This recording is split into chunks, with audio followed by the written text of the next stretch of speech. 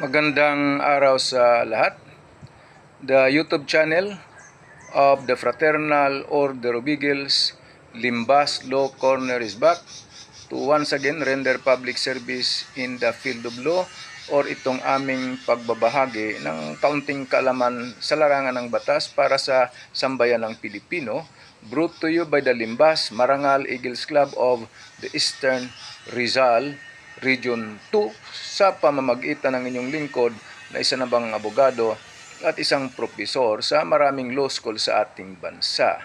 Yung topic ngayon medyo interesting at saka masalimuot kasi tungkol ito sa kontrobersya nung pag-execute o pag-serve ng warrant of arrest doon sa Davao City laban sa mga akusado. Ngayon maraming nagsasalita, kanina narinig ko na mali daw kasi yung justice system sa ating bansa. Okay, opinion nila yon. Okay, justice system ba talaga? Yung warrant of arrest, utos ito ng hukuman. Utos ito ng hukuman. Hindi ito request ng mga pulis. Utos ng hukuman na dakpin ang akusado or mga akusado. Dakpin, hulihin. Ngayon, sabi, lumabag di umano itong mga kapulisan dahil inabot na ata ng 4 na araw, dahil hindi mahuli yung mga akusado, ayaw umalis sa compound na private naman, pag-aari ng isang pribadong sektor. Kaya sabi, lumabag na sa batas itong mga pulis na to. Ba't sila nanatili doon ng mahabang panahon? Ang dami-dami pa nila. Ang utos naman ng hukuman ay arestuhin ang tao. Yun yung utos. Hindi naman sila inutosan na dyan na lang kay tumira. O ngayon, bumabatikos, yung justice system ba ang mali?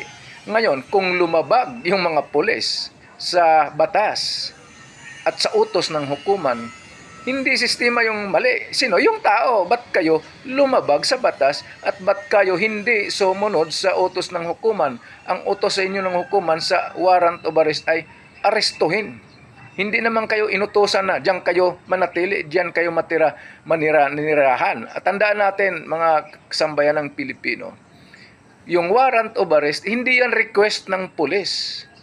Hindi katulad ng search warrant na application or request yan ng law enforcers. Pero ang warrant of arrest, hindi. Noong isinampa ng prosecutor ang kaso sa hukuman, nung makita ng hukuman, merong probable cause for the issuance of a warrant of arrest para dakpin itong mga akusado at mananagot sa kanilang nilabag na batas, ay utos yan sa mga kapulisan. Ngayon, kung mayroong lumabag, hindi justice system ang may mali. Ang may mali, yung tao na hindi sumunod sa batas o lumabag sa utos ng hukuman. Right, sana nakatulong na naman itong aming club, the Limbas Marangal Eagles Club of the Eastern Rizal Region 2.